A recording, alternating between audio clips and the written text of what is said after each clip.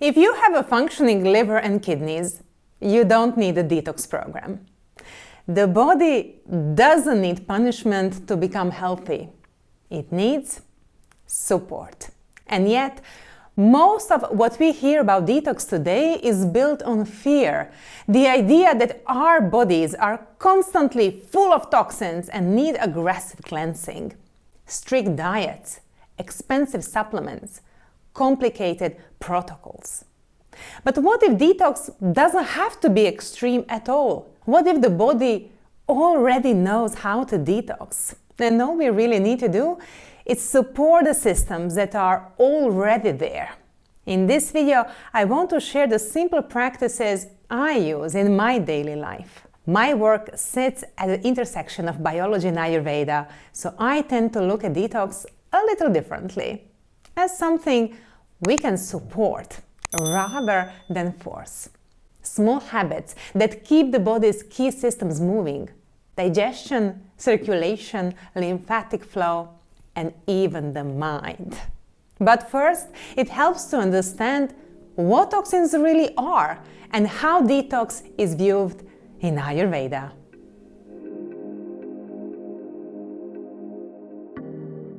When we hear the word detox today, it often sounds quite dramatic, depriving, putting the body into a state of lack, almost like a punishment for an unclean lifestyle. I used to joke that detox was my version of masochistic self-care. Juice cleanses, extreme fasting, strict diets, expensive supplements, gadgets promising to clean or optimize the body. It can start to feel like our bodies are constantly full of toxins and in need of fixing. Like we are some kind of dirty machine. But your body isn't a machine that needs constant cleaning. It's a living, intelligent system with its own built-in, self-regulating and cleansing mechanisms. Your liver detoxifies, your digestion eliminates waste, your lymphatic system clears cellular debris, your lungs release carbon dioxide, your skin releases impurities through sweat. Your body is already running its own detox program 24 hours a day. Where problems tend to appear is when these systems become overloaded or sluggish.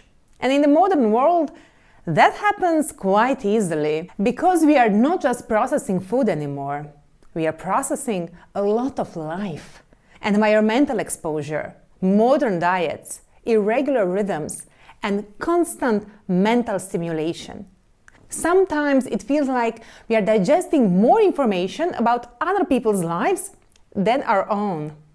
Ayurveda has a word for the kind of residue that can build up when the body or mind struggles to process what we take in and how we take it in. That word is ama. Ama is often translated as toxins, but is better understood as residue. What's left behind when something hasn't been fully processed or eliminated. In the classical Ayurvedic text, the Charaka Samhita, this kind of buildup is described as arising from four main sources: poor digestion and incompatible foods, sensory overload, resisting the natural rhythms of time, and going against our own inner wisdom. It can be as simple as combining foods that don't digest well together, or constantly taking in more than we have time to process, or ignoring the body's natural rhythms, like eating late at night when the body is already preparing for rest. And sometimes it's even more subtle. Knowing something won't feel good and choosing it anyway, like pushing through when your body is asking for rest. And this is actually a normal part of life. The goal is not to eliminate toxins completely. That would be impossible unless we stop living, which I definitely don't recommend. Instead, Ayurveda focuses on keeping the body's natural detox systems flowing. You could think of the body a little like an inbox. When we regularly process what comes in, everything stays manageable. But when too much arrives and we don't have time to process it, things start to pile up. The body works in a very similar way, and instead of shocking the system with extreme cleanses, Ayurveda takes a much gentler approach. It supports the body's natural detox pathways every day through digestion, movement, breath, and mental clarity. Because sometimes the body isn't overloaded with food. Sometimes the body is overloaded with life. For a long time, I thought detox meant doing something drastic. Juice cleanses, elimination diets, fasting. And while I learned a lot from those experiences, they always came from the same place. Trying to fix my body, like it was a problem to solve. But over the years, studying Ayurveda alongside integrative health, something began to shift. I started to see the body differently, not as something to control, but something to understand. And that changed everything. Because to truly build health, we first have to understand our biology, not fight it. Let's be clear. I'm not against deep cleansing. In fact, if you are dealing with chronic illness, profound therapies like panchakarma and even water fasting done under careful medical guidance can be transformative, and I'm speaking from my experience here. But in everyday life, extreme cleanses often create more stress than support, and as we age, the body becomes less resilient to those extremes. Health isn't about forcing the body into shape, overriding its signals, or punishing it. It's about relationship. It's about asking, how can I support what my body is already trying to do? How can I remove obstacles so the body's own detox systems can function more efficiently? I do still include gentle seasonal resets, usually in the spring and autumn, as a way to help the body adjust to those natural transitions. Through simple dietary shifts and the use of carefully chosen herbs and spices, I give the body space to recalibrate. But for me, those are more like moments of support, not something I rely on. Because the true foundation of health isn't built in a one-week cleanse. It's built through what you support every single day. It's not about forcing the body to detox. It's about working with the body. And one of the simplest ways to do that is by supporting it in its natural rhythms.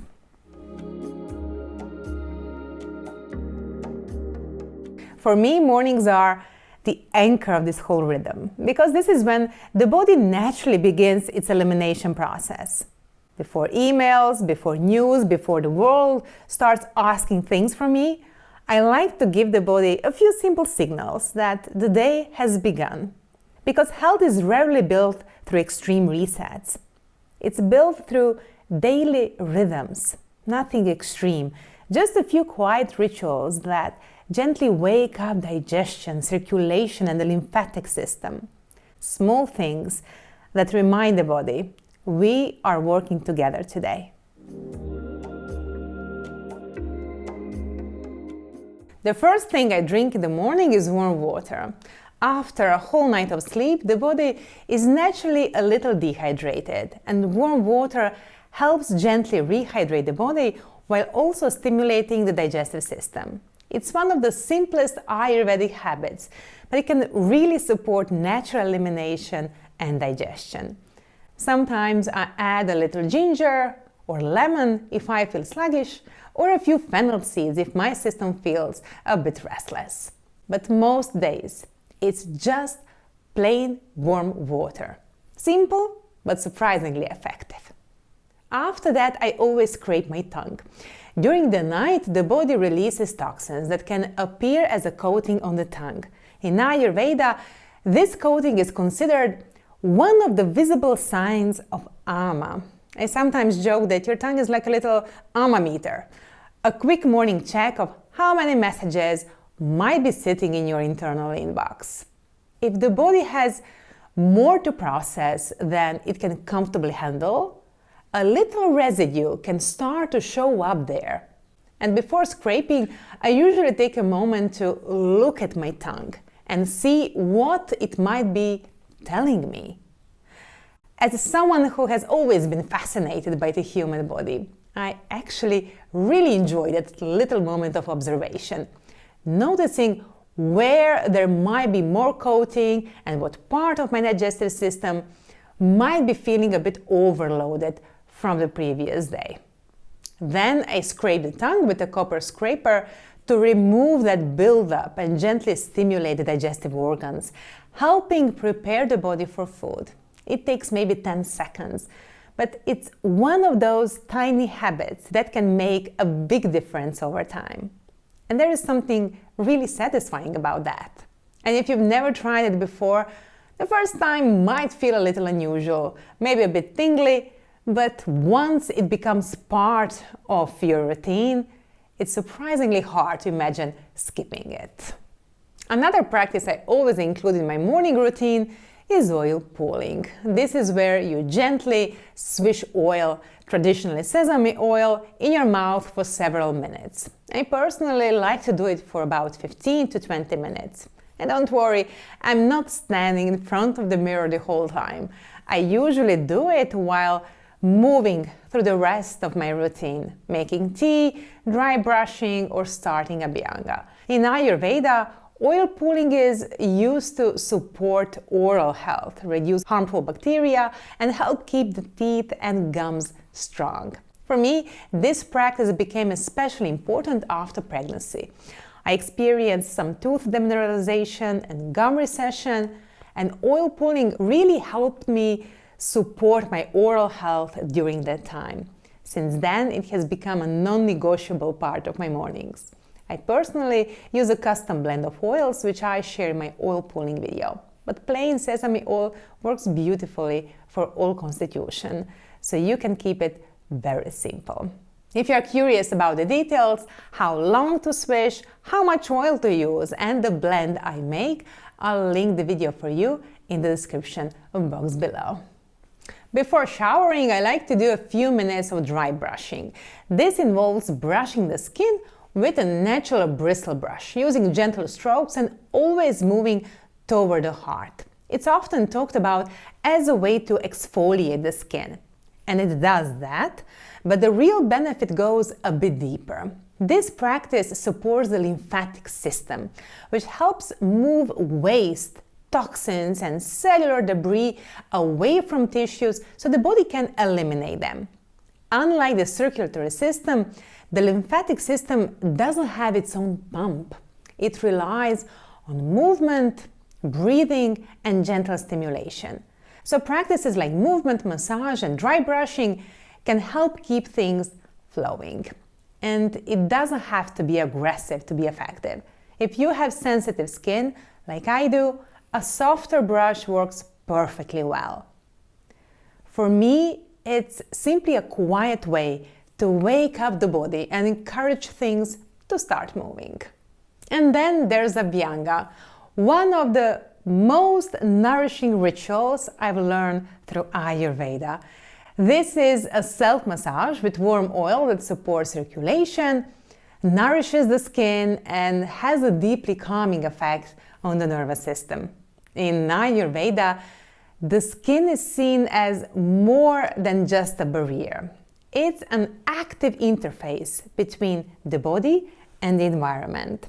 So caring for it is also a way of supporting the body's overall balance. With gentle massage, the oil doesn't just stay on the surface. It helps soften tissues, loosen accumulated impurities, and support their movement toward the body's natural elimination pathways. But beyond the physical benefits, this practice has become something very meaningful to me. Over time, it helped me develop a more caring relationship with my body, especially after years of finding it difficult to fully accept it. Touching the body in this way changes something. It reminds you that the body is not something to fix or control. It's something to care for. Some days I do a full Abhyanga, taking my time before showering. Other days I keep it simple, just the feet, joints, or scalp. Even a few minutes can feel deeply grounding.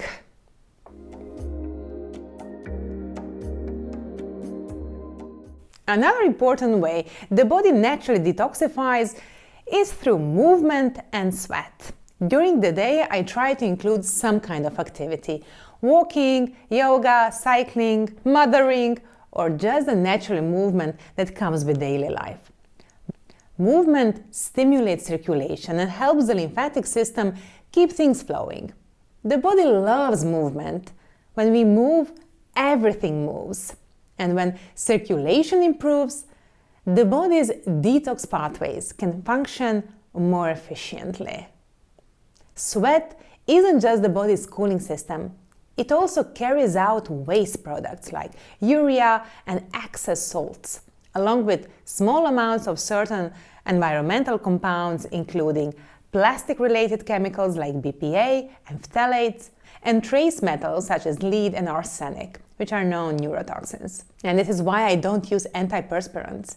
They block the very process the body relies on to regulate and release.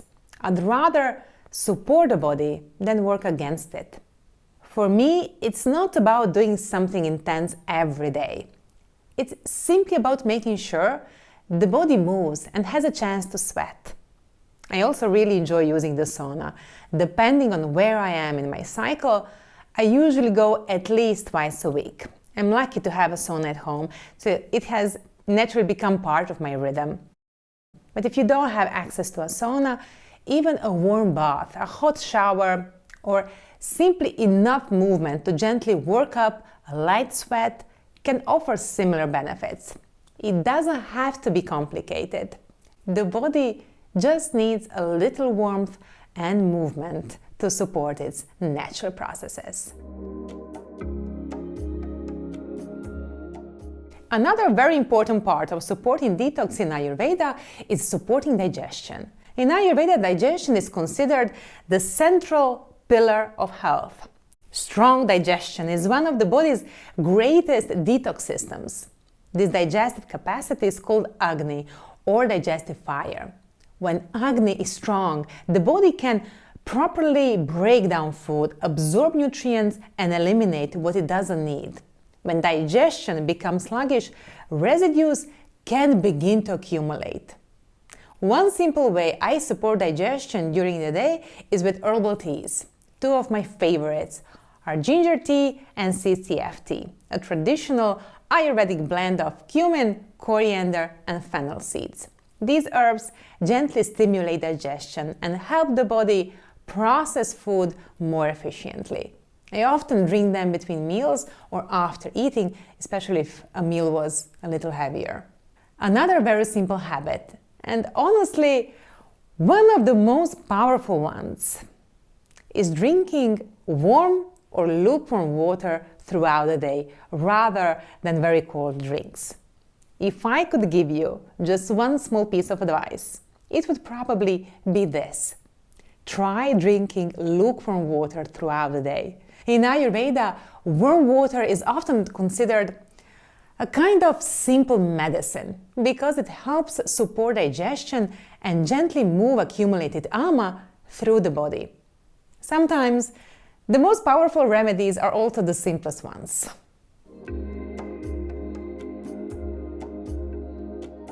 Detox in Ayurveda isn't only about the physical body. It also includes the breath and the mind.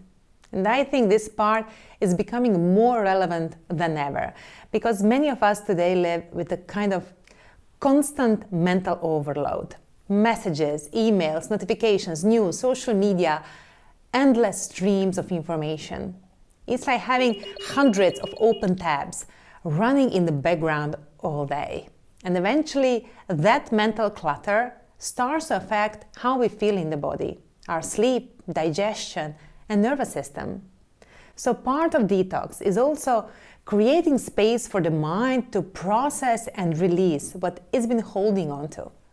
Just like the body releases physical waste, the mind needs space to release thoughts. One practice I like to include during the day is pranayama, or conscious breathing. Even a few minutes of slow breathing or alternate nostril breathing can help regulate the nervous system and bring the body out of that constant state of stimulation. And alongside that, I also like to do a little mental detox. Sometimes I'll take a few minutes to simply write everything down, a brain dump onto paper. Because your brain is meant for having ideas, not for storing every notification and to-do list on an endless loop. It's really just about clearing the mental inbox.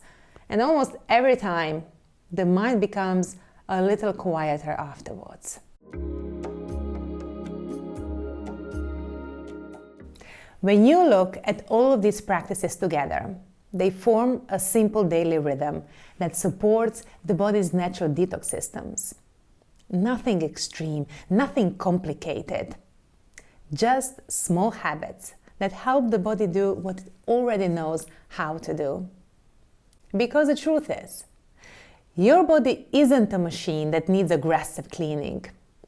It's an intelligent system that already knows how to detox. It just needs support and consistency.